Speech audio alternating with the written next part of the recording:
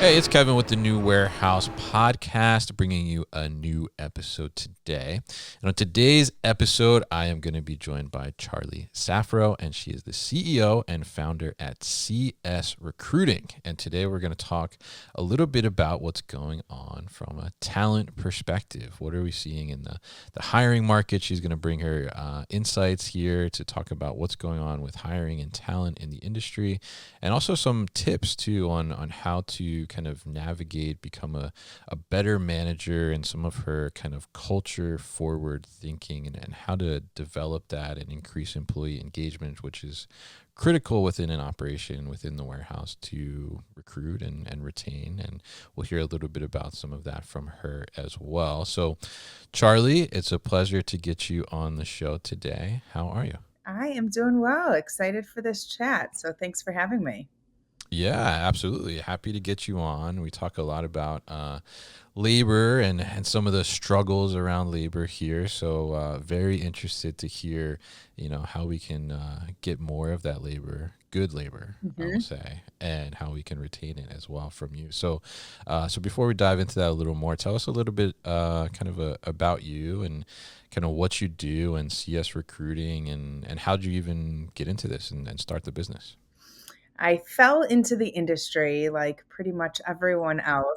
It was not what I wrote down in third grade that I wanted to be when I grew up, but I'm perfectly happy with how it all ended up. So, I am currently the CEO of a third party recruiting firm that I started about 15 years ago. Long story short, my husband actually got into freight brokerage out of college, and this was, I'm not going to give you the Okay. exact dates because it will date me, but let's just say it was in the late 90s. And he had an idea for a technology that was essentially what we call a load board today. He used to call it like a match.com technology for Okay. the trucking industry. And after I spent about 6 years in marketing, I ended up going to work for my husband as he started this business to launch this technology. Very small company when I joined, about 8 people. They went through a huge growth spurt. Even though my background was originally in marketing, I kind of fell into the role of the recruiter. I had the capacity, I had the curiosity. So I started recruiting using Craigslist, if you could believe it or not, and hanging a lot of Okay. Yeah. flyers at truck stops and coffee shops. And they ended up growing their business. I was their corporate recruiter for about 4 years as we grew our team. And then they sold to a larger company in the industry. And I spun off my own recruiting firm. Mm. So it was not planned. I didn't go out and get a loan or have a fancy business plan. It was very organic, where I found myself out of work and I knew how to recruit in this industry.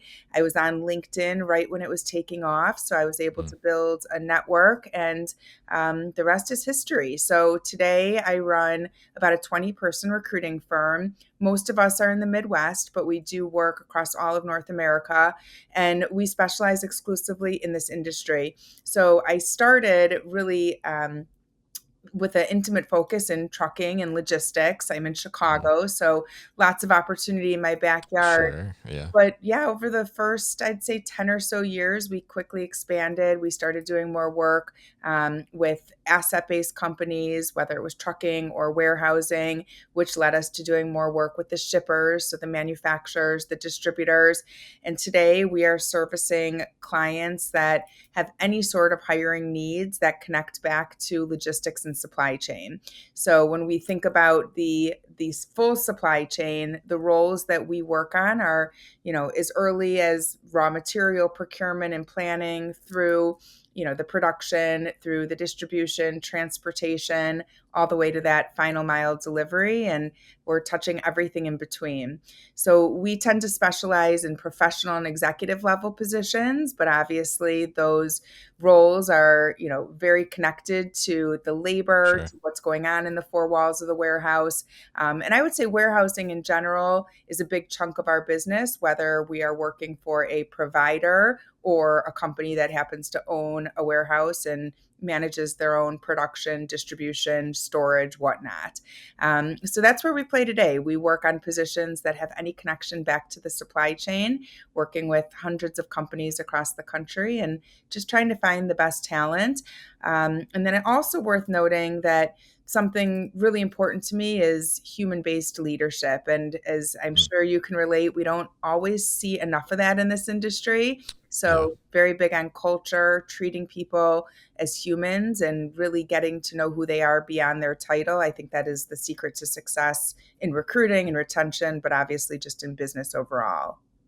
Yeah, 100%. And as the sign behind you says, right? Be a nice Exactly. human, right? Be a Just nice be human. human. That's all it Yeah. takes. Yeah, absolutely. So, and love the story there too. And I think it's an interesting thing where you were in marketing and you found yourself as a recruiter. But when I think about it, and when you say those two things together, I mean, a recruiter is marketing a little bit, right? I It mean, is. but you're marketing like as the customer is like the potential hire, right? For you or something. So Great very point. interesting kind of the parallels there a little bit Mhm. and how that worked out and obviously working very well for you as I see, right? Thank you. So tell us a little bit about kind of, if we look at the warehousing logistics industry right now, what does the market look like for hiring? Are people actively hiring, aggressively hiring? Like what is going on right now? It's confusing, and it has been confusing for the last couple of years. And I Yeah. live and breathe in this space, and I'm still confused. But it's a bit of a push and pull in the market. I mean, from a number standpoint, there are very clearly more job seekers than there are jobs right now. So when Mm, you look at it that way, hiring companies are in the driver's seat. They have the luxury of having these openings and being able to really handpick the right person for the job. So very different than what we saw in maybe 2021, where there were we yeah. saw the great resignation, and we saw more jobs than job seekers. But when you look at it that way on the surface, there's still a lot of nuances that we're seeing. And some of those nuances are, we've got these companies that are in the driver's seat, but candidates are starting to get really selective. We're seeing candidates, reject offers, and even Mm, unemployed candidates rejecting offers for, ethical reasons or reasons around integrity or just not being the right match. We're seeing a lot of hiring companies drag these processes out. We're seeing them kind of lowballing some of the, talented candidates. So it's confusing because while the employers have the upper hand, we're starting to get a little bit of pushback from the candidates, mm, and it's just turning into a very interesting dynamic. I think at a very high level, the types of roles that we see tells us a lot of the story and what the trends are in the hiring market. So right now we are seeing a lot of demand for sales positions, not mm. super uncommon, but a bit uncommon for this part of the year. Usually, by the time we get close to Q3, we've switched and we have a lot more operational demand because the revenue is there, the business is Right. there. Now we need to support it. But given the economy in the last couple of years, it's not super surprising that a lot of companies just want revenue producers, and that could Mm. be at an independent contributor level all the way up to that executive level. And then other trends scattered throughout that, but I'd say that's probably the most notable trend we've seen. Hmm. Very interesting, and interesting the like spike in sales desires, right? And I'm curious to that point. Do you see? Because I feel like over the last few years, I've certainly seen this in people that I've met at conferences and things where, especially on the sales side, right, or Hmm. sales and marketing, I will say like I see where there's people coming into the industry that had not previously been in the industry. And do you see more of that coming in from, I guess, from the candidate side in those sales types roles? And do you see like companies being more open to people that are not necessarily from the industry? No. No. Okay. I wish my answer was yes. Right now, there's a huge focus on specialized talent, and Okay. it is in line with the trends we're seeing. I mean, Yeah. companies are hesitant. There's a lot of fear in the market. There's a lot of instability and unpredictability, and so I think companies are really taking that idea of like we are in the driver's seat and we are going to get the perfect person if we're going to invest in making a hire. So a lot of very specialized positions where, I'll give you an example from a warehousing space. If we were previously working on, let's just call it a distribution manager, somebody who's boots on the Sure. ground. Previously, they wanted someone who had distribution experience. They knew how to run a warehouse floor. They'd done that before. Now there's a shift where that's not quite enough. It's going to come Mm, down to like the actual commodity they're moving. So we're working on a search now that's in a temp controlled facility, and that is the number one requirement. They only want to see candidates that not only have experience with temp controlled freight and product, but specifically food and beverage. mm, And so in the past, where we have, maybe been able to surface talents that has, that expertise, but then also some really great just distribution talent, we're mm. seeing clients that don't even want to look at the general resumes. Like they only want Really? it's almost like they want that a la carte dish they ordered exactly how they want it, or they're not going to look. So you would think that just given the demand for revenue producers, if somebody was successful selling in another industry, they'd have an easy time transitioning in.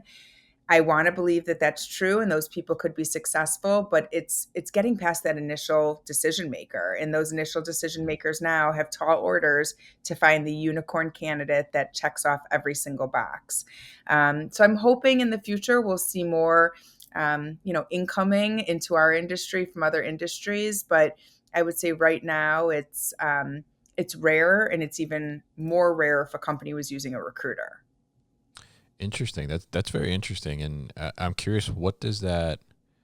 What should the candidate take away from that? Like, how should they approach kind of that shift, and how do they position themselves to be a better candidate in that situation? I think the riches are in the niches, like they say. Mm. And Yeah. when you're working on your resume or preparing, for an interview, like what is your expertise? And it could be in, a traditional environment, you really are strong at pricing, or you're really strong with the analytics or communication. And that's where some of these softer skills come in. So I would say it's a combination of really highlighting the area where you have developed.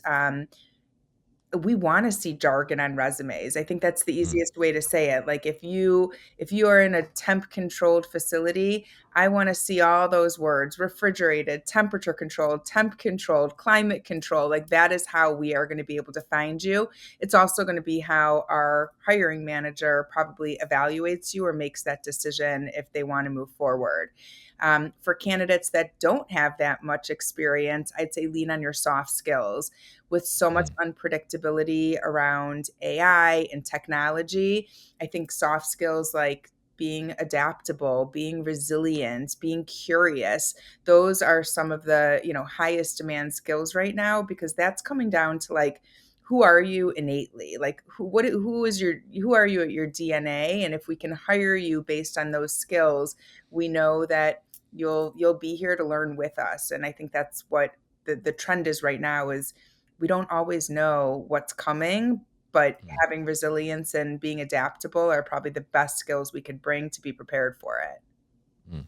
Yeah, definitely good tips there. And I'm curious on the specialization front, right? Because we've seen, obviously just so much technology flooding into our industry now as well, whether it's AI or robotics or automation or things of that nature.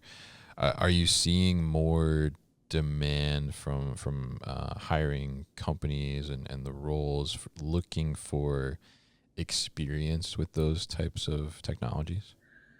Yes, But, I'm usually Sure. a yes and person, but I'm gonna say yes, but in that situation.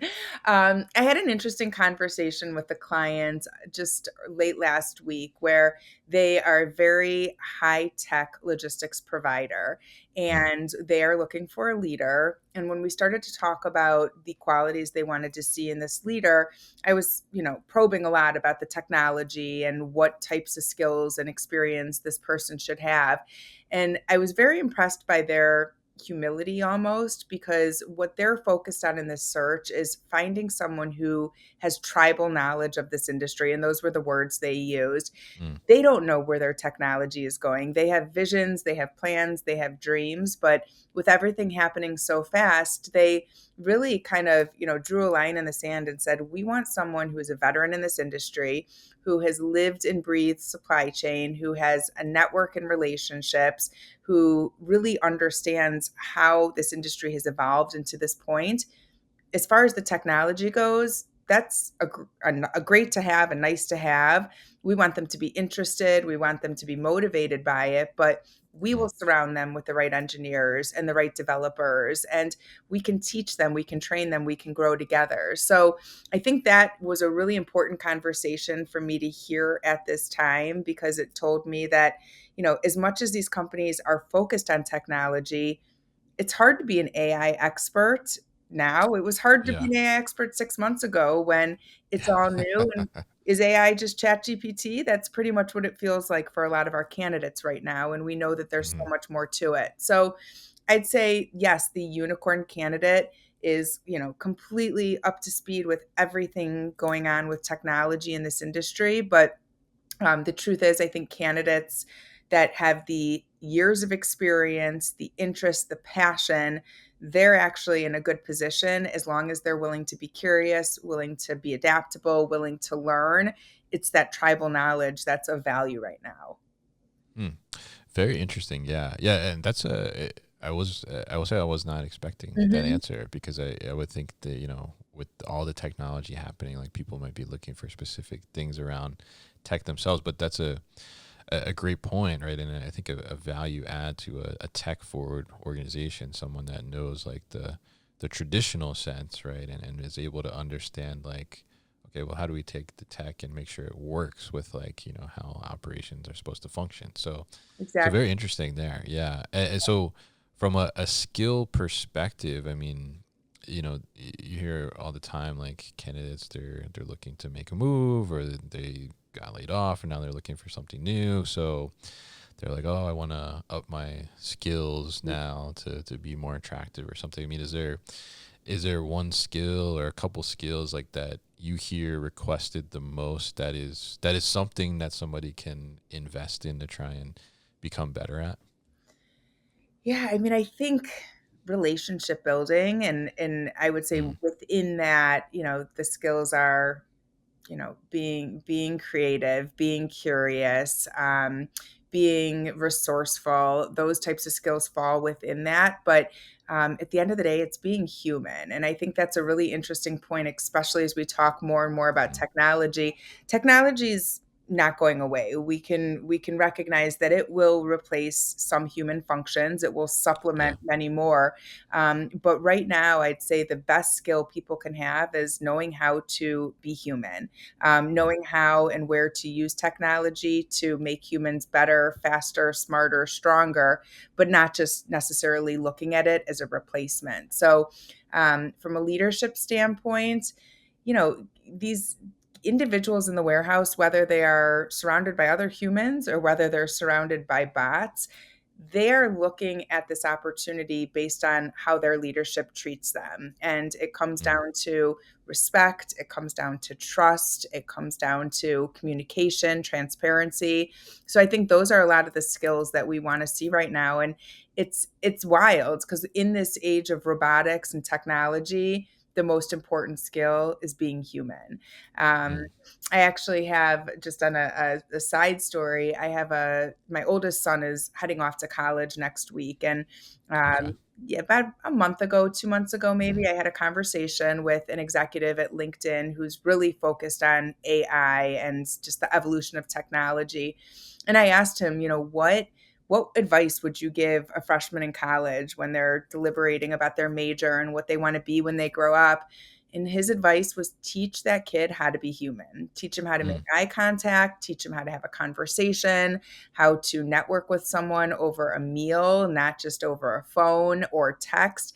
And I think that when you take that idea and you bring that in, it is so obvious in the warehousing environment where people can be Yeah. treated like cogs in a machine or treated as a number. I think that that aspect of seeing people as humans and earning their trust, trusting them back is a big component of the workforce right now.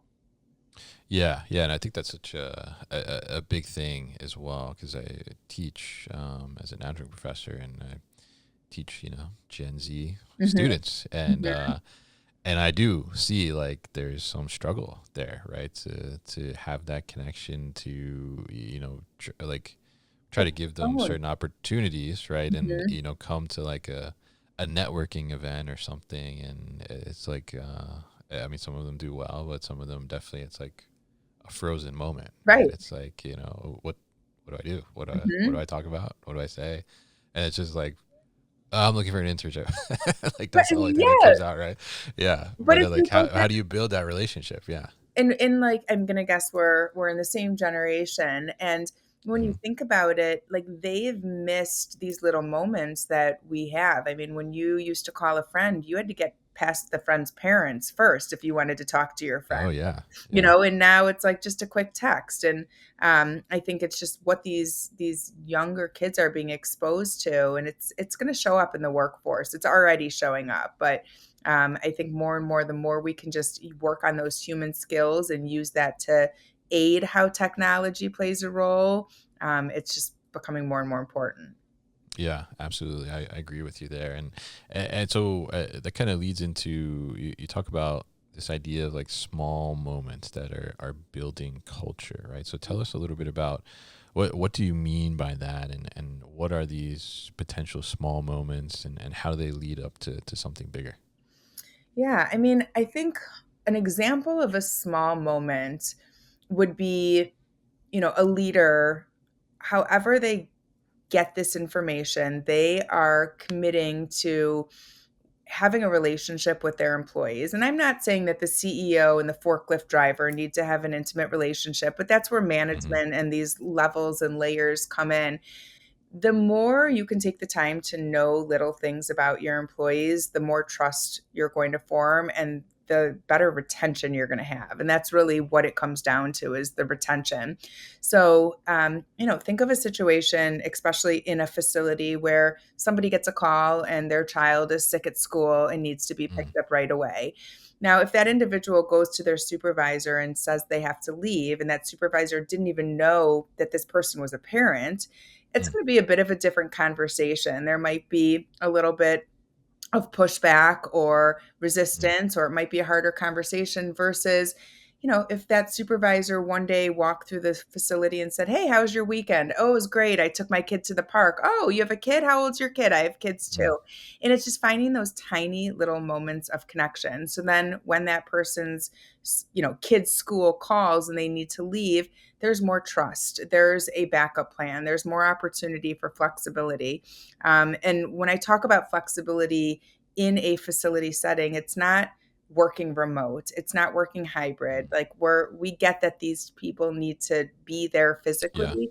It's having flexibility to say, can I come in early tomorrow because I need to leave for this emergency or whatnot. So it's those little micro moments, finding opportunities to just connect with people, know a little bit more about them to build that trust, which will lead to them, being more productive, will lead to less errors, will lead to more collaboration, because we all know that happy employees work harder, work smarter, and it's just about Hmm. seeing them as a human. Yeah, yeah, absolutely, and I think those are great examples and great points there, and see more and more people desiring that flexibility, right? Mhm. You mentioned there earlier in the conversation that you've seen candidates where they've turned down because they don't agree about the ethics of the company or other reasons. I mean, it, that's where I think like that culture becomes such a differentiator, right? And being able to not only like retain the talent you have, but then attract like top talent as well. So, but that's not necessarily always such a tangible thing, right? The idea of culture. So tell us a little bit about like from your perspective. Culture is a huge part, right? Mhm. And something that we talk about all the time, right? We have a culture of flexibility, or we have a culture of safety, or culture this, culture that. But how do you kind of put emphasis on the culture and figure out how does it kind of make a difference on the bottom line of the organization to make sure that some of these efforts are true and going to get buy-in? Yeah, that's a great question. Um, I mean, I think when when you think about business in general, it's always about the bottom line. And there's always this idea of, is it profit over people or people over profit? But I truly believe that the bottom line is stronger when leadership starts with employees. So we all think like the customer is always right. We have to take care of the customer. If you get to your customer through your employees, it's going to be 10 times more effective. And I'm going to share an example with you, totally unrelated to our industry, but Sure. I talked about this on LinkedIn today. I had a minor procedure at a hospital last week locally. It was not a big deal. I actually felt silly at how much attention the hospital staff gave me because it was such a minor procedure. And I get home, and 2 or 3 days later, I get this card in the mail that I'm holding up for you. And it's a Mm. signed card by every person that was involved in my case that day: the Oh nurse, the wow. anesthesiologist, the front desk person.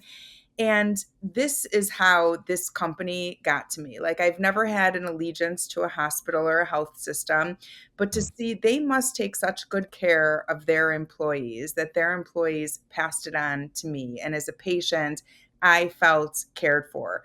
I didn't have any, connection to the leadership team, or I don't know their mission statement, but they're living their mission statement in a way that it naturally flows down to me as the end customer. Now, is this part of their process? Probably. Is it, Mm. something that they had to check the box before they could close my case? Maybe. But as the customer, I'll tell you that next time I have a choice, I felt seen by this team. And I think it's the same thing when we're talking about our industry. It starts at the top, but the way to your customers' loyalty, to their satisfaction, to their hearts is going to be through your employees. And when you look at culture in a warehouse, it's not just about compensation. It's not just about the hours you're working. It's about the flexibility we talked about, safety, respect. And I think a lot of that shows up with metrics. It's going to be how Mm. productive the team is. An engaged team is going to work faster. A team that is collaborating is going to have more fun. A team that feels motivated is going to make fewer errors. So they're going to be more adaptable when you have new processes or new technology coming in. And I think that that starts at the top. So my advice for leaders is make time for your people. And something I do is I carve out 15 minutes every quarter. I spend 15 minutes with everyone on my team. Granted, I have a small team of 20 people, but in Mm. any capacity, I spend time with my team members to say, let's put away the metrics. Let's put away your production numbers. How are you? How is your family? How is your weekend? Do you have anything exciting coming up that you want to share? And I'm not expecting them to share their life secrets with me, but just enough that as a leader, I can serve them, I can support them, I can treat them like a human. And I think that's something that's, getting lost a lot in business today because we are so concerned about production. We're so concerned about that bottom line that we kind of bypass what brings the bottom line, and it's people. Mm. And so I know that was a bit of a long winded tangent, but it starts with leadership, it goes through the employees, and that's where the customers are going to feel your culture, feel your company's values, your mission statement. It's got to be something that is ingrained in the organization. Yeah, yeah, I love that, and I think that's a great example too. Because even when you pulled out that card and said that, I'm like, wow, I've never gotten anything like that from a hospital or a Right? doctor Right? or anything like that. I was Yeah, blown yeah, and away. And it yeah, probably took 30 seconds and the cost of a stamp. yeah, and very very nice gesture, and obviously made a difference because you're talking about it now with others, and others are going to be like, oh, I want to check out this hospital too, right?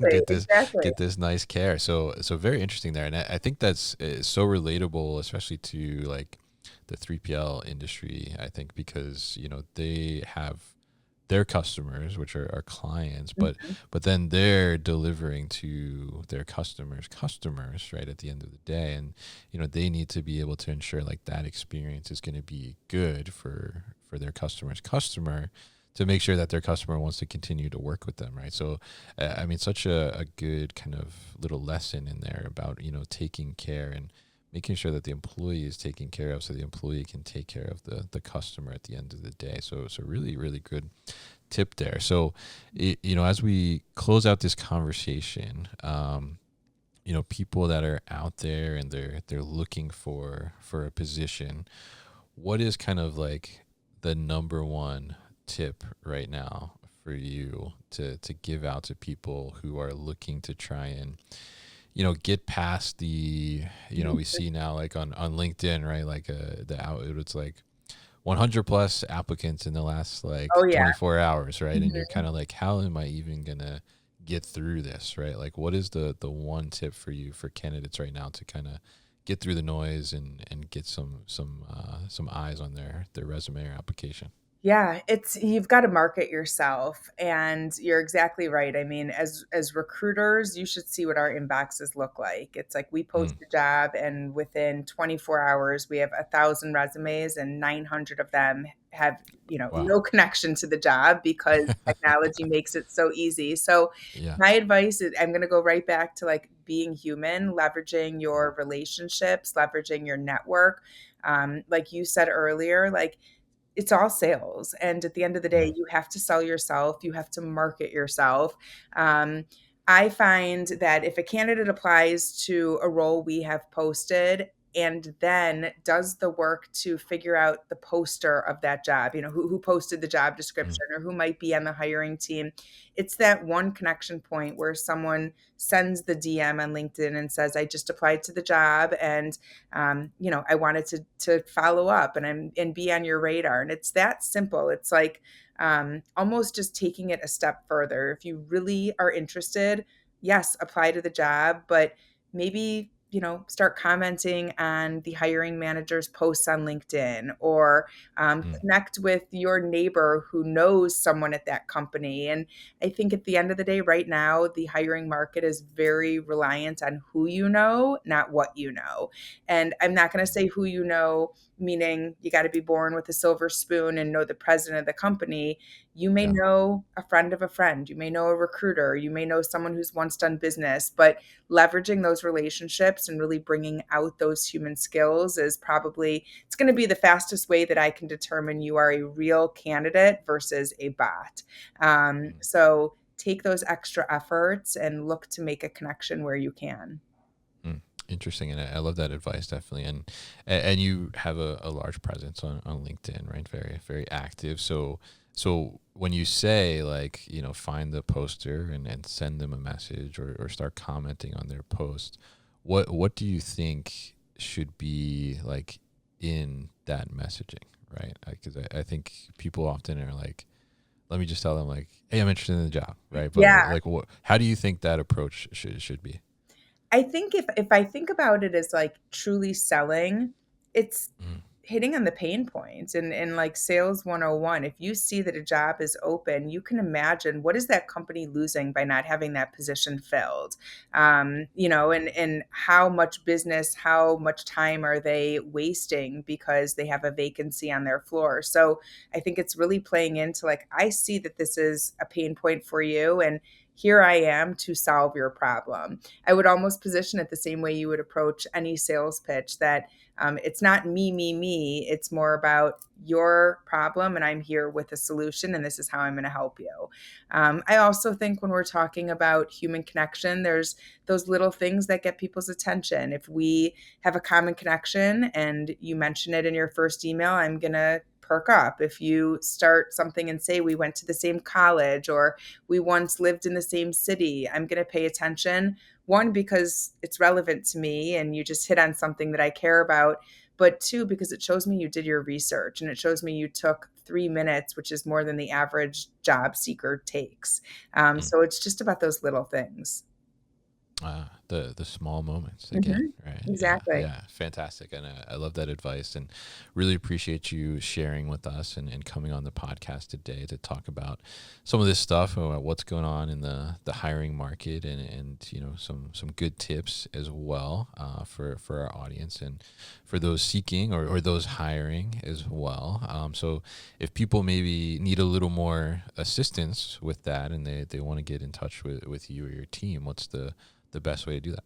Yeah, if you are hiring or you're looking for a position, reach out to us on LinkedIn. You can find me and my team members, our company. We put a lot of content out there around helping, job seekers prepare for their search, but also helping hiring managers start a search, manage the whole hiring process appropriately. And we'd love to hear from you. I'll stress that we focus mostly on professional and executive level roles. But even if we are working with someone who has a different need, we usually have a connection and can put them in touch with the right firm. All right, fantastic. And we'll definitely put all that information at thenewwarehouse.com as well as in the show notes here. So, Charlie, thank you once again for joining me on the show today. Thanks, Kevin. It was my pleasure.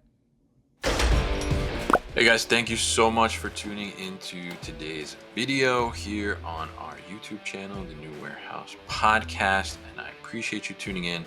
If you liked what you saw, make sure you subscribe to our channel, and if you like this video in particular, make sure you like it as well. And if you want to get this great t-shirt that you see in the video behind me, Warehouses Are Sexy, head to warehousesAreSexy.com and get your own.